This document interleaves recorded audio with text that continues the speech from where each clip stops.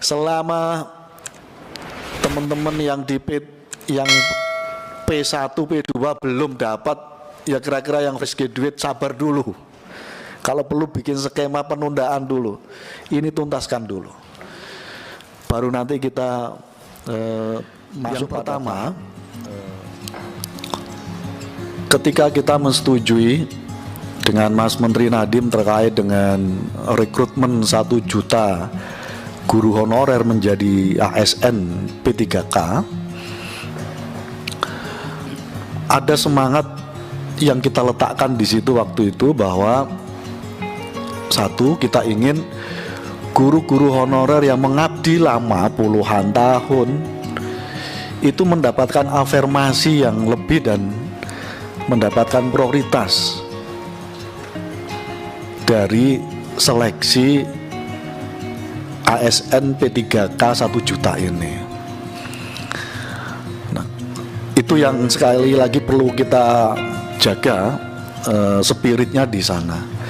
Jadi mendorong supaya guru-guru honorer yang sudah mengabdi lama itu untuk mendapatkan percepatan kesejahteraannya melalui pengangkatan ASN jalur P3K. Nah, kenapa ini saya perlu ingatkan kembali, karena dari turunan skemanya kan jujur harus diakui dari sejak 2021 dan ini sudah panjang ini sampai 2022, seringkali porsinya belum menjadi semacam skema yang utuh. Tentu tidak hanya di Kemendikbud problemnya, ada di Kemenpan RB, di BKN dan seterusnya, karena harus merevisi, harus merubah regulasi dan seterusnya dan seterusnya, karena menyangkut soal Panselnas. Tapi sekali lagi semangat kita adalah kita ingin para guru yang sudah mengabdi puluhan tahun itu mendapatkan prioritas untuk diangkat dalam seleksi ini, diprioritaskan masuk di dalam ASN jalur P3K. Nah, karena itu semoga ini tetap terus kita gawangi, Prof. Nono, bagaimana supaya teman-teman guru honorer yang sudah mengabdi lama tidak tersalip malah dengan teman-teman yang baru fresh graduate. Jadi ini bukan dalam rangka untuk memperlakukan tidak adil terhadap teman-teman yang fresh graduate. Tapi sekali lagi waktu itu semangatnya seleksi P3K 1 juta ini sesungguhnya didorong dalam rangka untuk mengafirmasi bagi para guru-guru yang sudah lama mengabdi. Yang kedua, objektif yang kedua menurut saya, semua dinamika skema yang sudah dibikin oleh Kemendikbud dengan berbagai plus minusnya, bahkan sudah berkali-kali kita rapatkan di sini, menyangkut soal berbagai hal menurut saya, skemanya, menyangkut soal besaran afirmasi, angka afirmasinya dan seterusnya, menyangkut juga soal komitmen pemerintah daerah yang masih belum kuat sepenuhnya merespon ini, karena soal masih belum percaya bahwa ada skema irmat anggaran dari APBN melalui DAU, dan akhirnya formasi dari berbagai proses selama 2 tahun ini mengalami belum maksimalnya ajuan formasi dari teman-teman pemerintah daerah dan seterusnya. Sudah kita bahas semua, tapi kami perlu sampaikan pada forum yang baik dan mulia ini, tapi saat yang sama Komisi 10 masih dibanjiri keluhan, aspirasi yang terus datang ke sini, yang kira-kira dari beberapa catatan memang harus jujur diakui, semua skema yang kita bikin masih tambal sulam. Jadi masih tambal sulam karena kita tahu persis suasana komunikasi teman-teman Kemendikbud dengan Kemenpan RB, BKN dan seterusnya. Nah karena itu ini perlu dicarikan solusi yang sifatnya tidak lagi tambal sulam tapi firm, memastikan terkait dengan skema ini bisa jalan.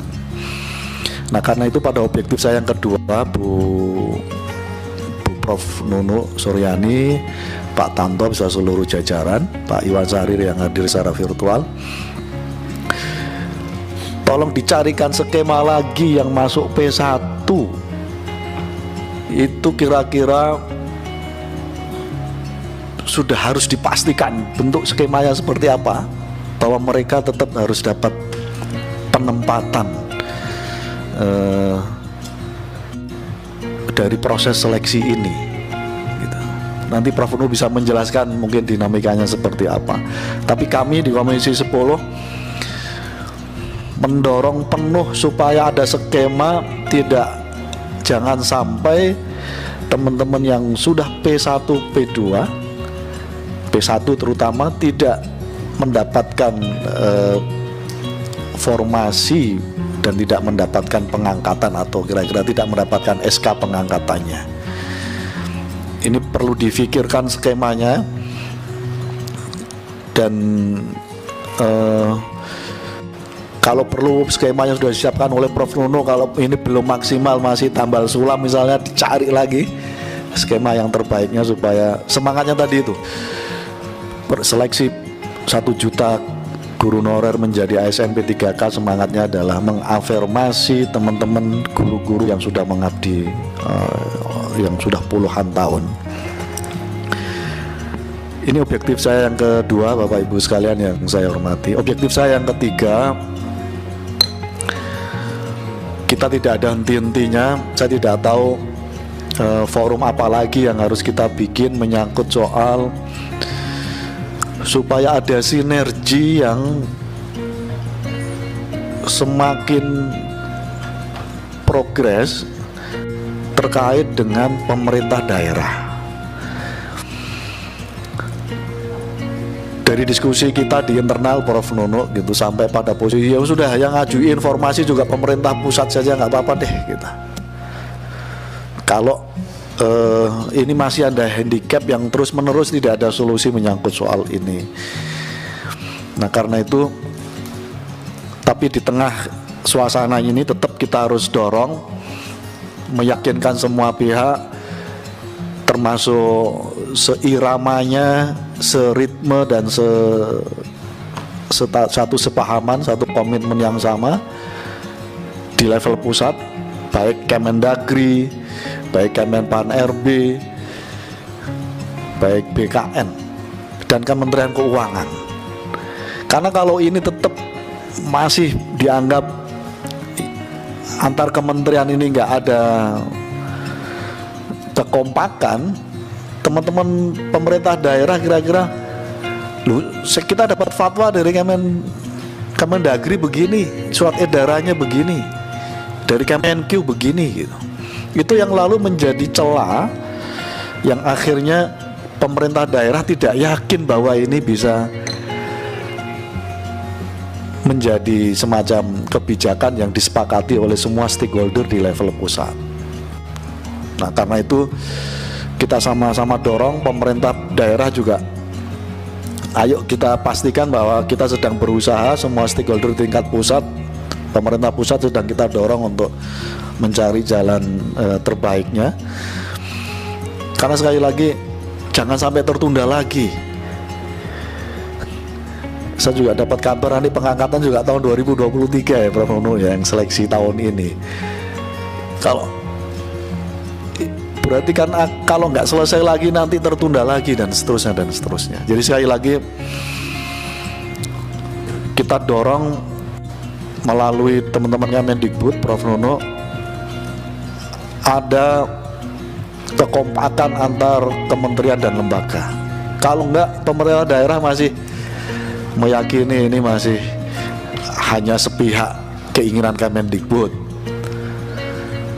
Kemendagri nggak mendukung, sementara pemerintah daerah merasa ada di bawah Kemendagri, dan seterusnya. Akan terus begini. Nah, kalau ini terjadi, seleksi 1 juta P3K menjadi ASN,